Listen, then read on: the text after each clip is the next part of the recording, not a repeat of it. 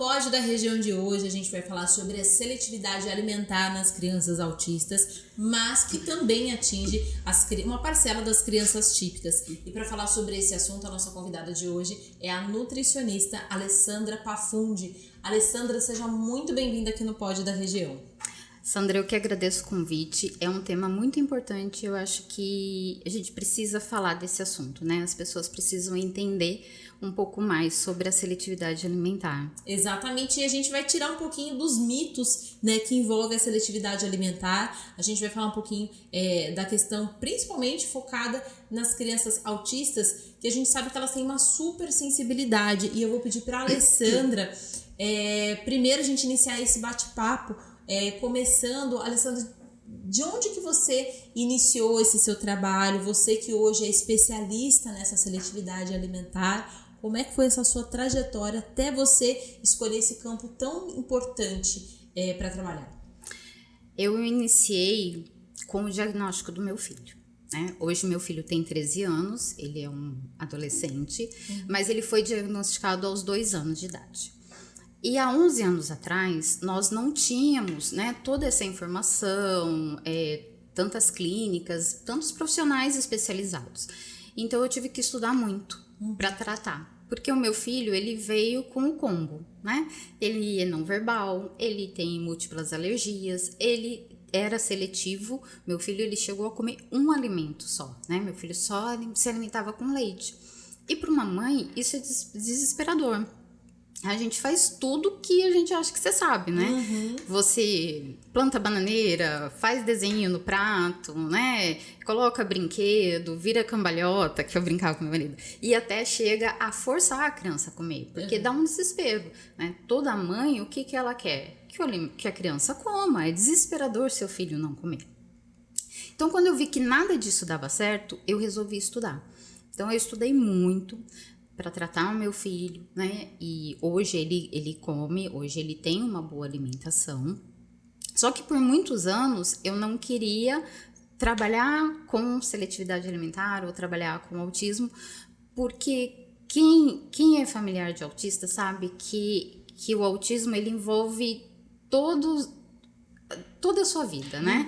Você fica ali 100% mergulhada nisso. Então eu queria uma área da minha vida em que eu não precisasse pensar no autismo. Só que a gente não consegue evitar o inevitável, né? Quando você vai ver, por mais que você não trabalhe naquilo, você já tá ajudando famílias, você já tá ali ajudando outras pessoas com isso. Então, vários médicos do meu filho falaram para eu trabalhar, porque eu tinha uma bagagem, além de ter o conhecimento teórico, a prática, a vivência. E foi aí que eu decidi, né, a me dedicar só a isso. Então, meu primeiro paciente foi meu filho. E hoje tem várias famílias que eu consigo ajudar com o meu trabalho, com a minha experiência. E o que é interessante, Alessandra, que nós estávamos conversando e você inclusive estava me explicando, porque primeiro que a criança autista, e cada caso também eu imagino que deve ser um caso, né, a depender aí do tipo de sensibilidade que ela tenha, mas em linha geral, a criança que é autista, o adolescente, a pessoa autista, ela tem uma sensibilidade muito grande ao som, à textura, à luz, né? Enfim. E eu queria que você explicasse um pouquinho como é que isso se reflete na hora da alimentação. Tá. Primeira coisa que eu acho que é importante a gente ressaltar é que seletividade não é frescura, tá? Não é culpa dos pais. A seletividade, ela tem uma causa e a gente precisa avaliar, né? Porque a gente escuta muito assim: deixa a criança sem comer que ela vai comer. Não funciona para criança autista. Coloca na escola que ela vai ver os amiguinhos comer e ela vai comer. Não funciona para criança autista. Então a gente tem que entender isso, tá? E aí a seletividade, ela tem várias causas. Ela pode ser uma questão motora, da criança ela ter uma hipotonia de língua muscular, que ela não consegue mastigar direito, lateralizar os alimentos. Ela pode ter uma questão orgânica de alergias, que pode causar uma esofagite, e isso causa muita dor. Ela pode ter uma gastrite, uma esofagite. Tem a questão sensorial, né? Então a criança ela não consegue com algumas texturas, ela não tolera o barulho que a comida faz, ela não tolera olhar para aquele alimento ou o cheiro. Tudo isso é uma questão sensorial. Então a gente precisa identificar qual é a causa e tratar. Na questão dos autistas, por exemplo, que nem você falou, a questão sensorial. Todo mundo acha que comer é fácil, que a gente nasce sabendo comer. Não, a gente nasce sabendo respirar, né? O comer é um ato aprendido. E pra gente comer, o comer é o único... Como que eu posso dizer? É o único ato que a gente usa todos os nossos sentidos. Então, quando você senta à mesa para comer, pra gente que faz isso de forma natural, né, diária, parece que é simples, mas você tem que estar numa postura adequada, né? E ali você olha para o alimento, aquele alimento ele tem que ser agradável aos olhos. Você sente o cheiro do alimento, né? Aquele cheiro também tem que ser agradável. Tem todo o barulho, né? O mastigar faz barulho, os talheres, as pessoas conversando à mesa. Tem o fator intrínseco, que é o que a gente sente quando come. O comer é muito emocional. A gente não come só para se nutrir. O comer é uma troca social. Sim. Né? Então tem toda aquela...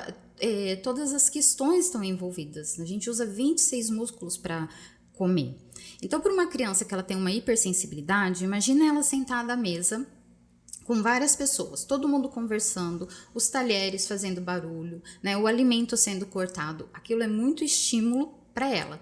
Fora isso, tem todos os cheiros. Então, tem várias comidas lá. Tem o arroz, tem o feijão, tem a carne, tem a salada. Tudo isso são cheiros que a criança tem que sentir, né? Várias cores. Então, às vezes a criança ela não tolera ficar junto com a família para comer. Porque aquilo, além de ser muito estímulo, às vezes pode ser também repulsivo para ela. Então, uma coisa importante, né? Porque às vezes pode ser que aquele meio ambiente... né, de estar com todos ali, aquele barulho como você mencionou, eu achei isso muito interessante. E aí a dica para aquela família que está nos ouvindo hoje é porque eu acho que crianças às vezes a gente tem que fazer teste, né? A gente vai fazendo uns testes e ver o que dá certo. De repente deixar o ambiente um mais reservado, ou no momento que não está todo mundo muito junto, seja um momento só dela, que ela vai ter de repente aquela concentração, que ele vale a pena testar isso para ver se isso também vai dar certo para a criança. Tá. O que a gente precisa entender? Existe a seletividade. Aqui hoje se usa uma nomenclatura só, né? Seletividade alimentar. Mas existe a seletividade e a dificuldade. Quando a gente fala em seletividade alimentar, é uma criança que come 15 ou mais alimentos, que ela consegue ficar na mesa com a família, que mesmo se ela deixa de comer um alimento, depois de uns 15 dias ela volta a comer aquele alimento. Ela aceita um alimento de cada grupo. Então, por exemplo, proteína, carboidrato, frutas, ela aceita. Então, isso a gente tá falando de seletividade.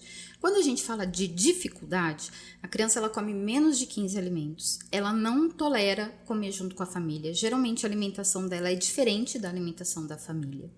Ela só come um grupo de alimento. Então, vamos supor, a criança só come batatinha frita de tal marca, de tal lugar.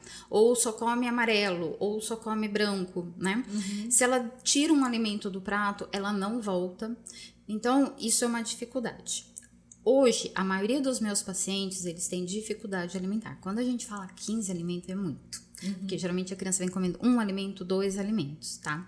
Então a gente precisa entender isso. Se a criança ela tá dando conta de ficar com a família, é importante. Sim, pela social troca ali. social. Mais uma coisa que a gente tem que entender. O momento da refeição é um momento de paz, é um momento de alegria. E às vezes, o que nós, mães, agora eu vou falar como mãe, a gente vai e briga, e faz chantagem, e você não vai levantar daí enquanto você não comer tudo, e ameaça. Isso não pode existir, tá? Não vai funcionar. Para a criança comer, ela tem que se sentir segura e confortável.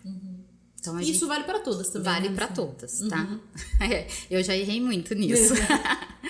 Tá? Agora, se a criança ela não tá dando conta, porque ela não tolera todos esses estímulos, é importante sim, por enquanto, manter um ambiente mais reservado para que ela consiga fazer a refeição dela e aos poucos a gente introduzindo ela na mesa com a família, tá? É importante isso que você falou, por quê? Porque a criança ela não se alimenta só em casa. A gente tem um ambiente escolar. Então, as escolas, elas também precisam estar atenta a isso. Às vezes a criança, ela não dá conta de comer com os coleguinhas. Ela não dá conta do horário de intervalo. Então, é importante deixar um ambiente reservado para que ela consiga fazer a alimentação dela. Legal. E eu queria que você falasse também, Alessandra, nos casos em que tem uma certa compulsão também alimentar. Então, a criança não consegue parar. ou ela vê aquele determinado alimento, às vezes é um alimento específico, e ela tem aquela compulsão por aquele alimento. Como que identifica isso e como resolve isso? Não sei se resolve é uma palavra certa, mas como trata isso? Tá, a compulsão, ela também tem as suas causas, tá? Pode ser uma questão de ansiedade, porque as crianças, elas têm muita ansiedade hoje, e não estou falando só de crianças autistas ou com algum atraso no desenvolvimento. As crianças típicas hoje sofrem de ansiedade, né? Pode ser uma falta de rotina, então é muito importante ter horário das refeições. O alimento, ele não ficar ali exposto para a hora que a criança quiser. Então, ela ter os horários determinados das refeições. Pode ser também alguma medicação que ela está usando, que está trazendo a compulsão, ou uma falta de demanda. Às vezes a criança, ela fica muito ociosa, né? E a gente também. Quando a gente fica muito ocioso, o que a gente pensa? Em comer. Então, isso são fatores importantes. É claro que precisa de uma avaliação melhor para entender, mas a rotina, os horários determinados para as refeições, isso ajuda. É muito importante. Hoje eu pego muitas famílias que não têm rotina alimentar. Então, cada um acorda no horário, aí vai lá, cada um pega o seu almoço no seu horário. Então, a comida, ela fica disposta o tempo todo. E aí, qualquer um de nós, né, quando tem isso, às vezes ali à vontade, acaba correndo para isso. E tratar a ansiedade. Isso é importante. Legal. E eu queria que você falasse pra gente também, assim, se é possível a gente adotar algumas estratégias também, às vezes para introdução de algum novo alimento, se vale a pena fazer algum... Você já falou tudo quando tava, né? A gente, quando vai fazer introdução alimentar, né, e eu como mãe também falo isso, ter algum momento bacana, né? Que não seja aquilo um momento ameaçador, um momento... Porque ela vai associar, né? A gente acaba associando, né? A alimentação, ela traz referências e memórias muito importantes na vida da gente. Às vezes você tem um alimento que te remete àquela história, aquela história... e normalmente é da infância, ou aquela pessoa, aquele bolo da avó, né? Todo aquele contexto que envolve a alimentação, que eu acho fantástico. E criar memórias com o alimento também é legal, né, Alessandra? Isso, O que é importante? Acho que isso que você falou é bem importante. O que a gente faz nesse momento, quando a criança não come? As ameaças, as chantagens, né? O choro, a briga, tudo isso não deve ser feito. Outro erro que nós cometemos é esconder o alimento. Isso é muito, muito errado, tá? Então, vamos dar um exemplo aqui. Feijão. Quando eu falo em feijão, na sua memória, você já visualizou o feijão, você já sentiu o cheirinho e o sabor, não é? Então, imagina que o feijão é o alimento de segurança daquela criança, é o alimento que ele come tranquilamente. Então, ele já tem toda essa memória. Aí, de repente, você bateu uma beterraba ali no meio, que ela já tem um sabor forte. Quando a criança for comer, que ela tá se sentindo segura, porque ela já teve todos esses registros, ela vai levar um susto. E aí, ela pode deixar de comer aquele alimento de segurança dela. Por quê? Porque não tá mais seguro. As crianças com seletividade, o que elas buscam? Alimentos industrializados. Por quê? Porque se ele comer uma bolacha maisena aqui, lá em São Paulo, no Belém do Pará, na casa da avó, ela vai ser sempre do mesmo formato, com a mesma textura, com a mesma cor, com o mesmo cheiro. Então, isso é muito seguro para eles, né? Então, quando a gente vai oferecer um alimento, a gente tem que fazer essa aproximação aos poucos. Entendi. E desse jeito que você falou, a brincadeira é a melhor forma da criança aprender, né? E traz memórias afetivas. Então, o que a gente precisa fazer? Leva essa criança para a cozinha. O comer é o último passo. O comer, ele tem 32 passos, que a gente chama a escalada do comer.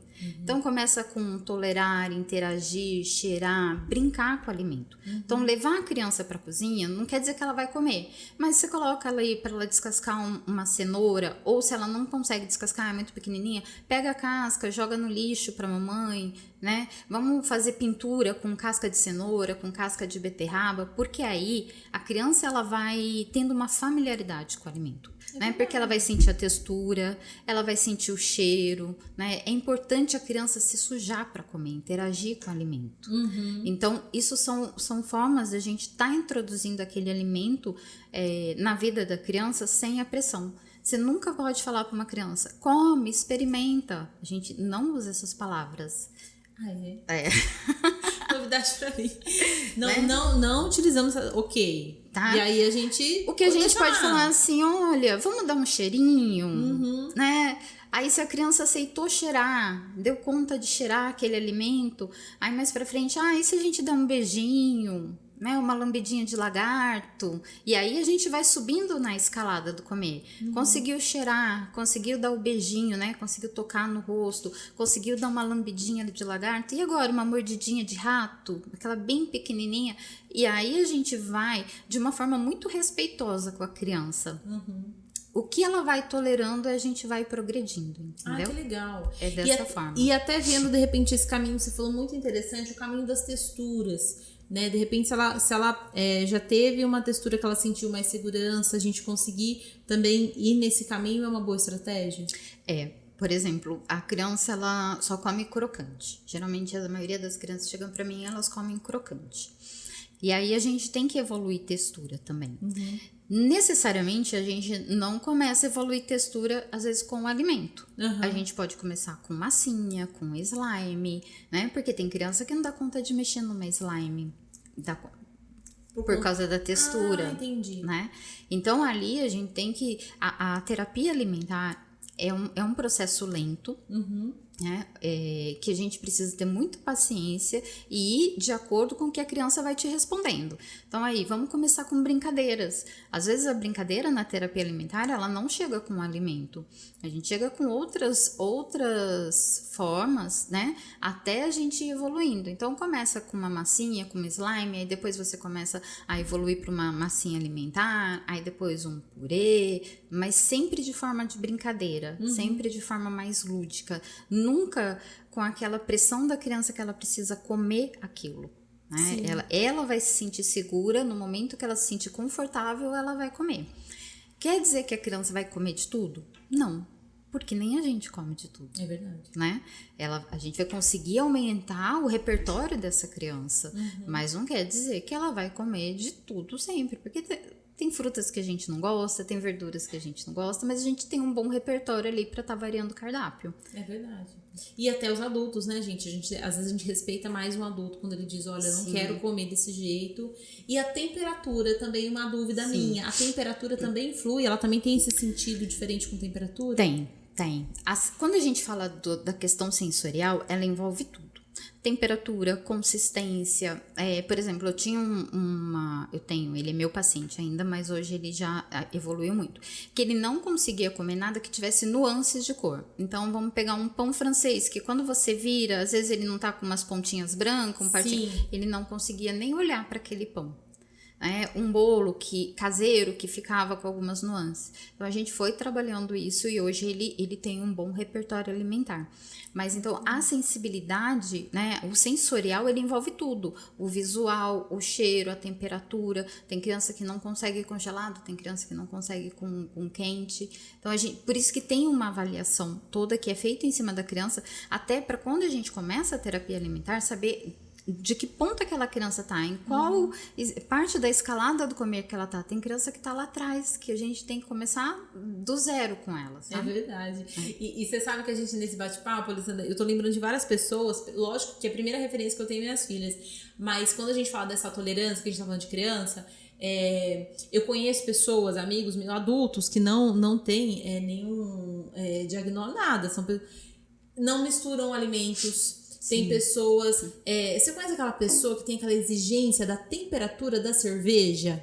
Aí você tolera, né? Então, assim, pra gente expandir o nosso olhar, o nosso acolhimento, né? Porque para um adulto a gente acha que isso é normal. Exatamente. E a questão da evolução. E eu vou dar um exemplo rápido, que a minha filha, quando ela viu um pão de forma, ela pediu pra eu cortar a casca em volta. Sempre.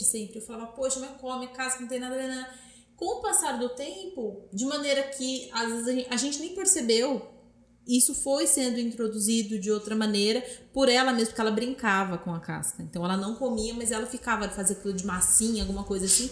E com o tempo acabou não tendo mais aquela importância de ser retirada naquele momento. Mas a gente respeitar que naquele momento, para aquela criança, comer de determinada forma é importante.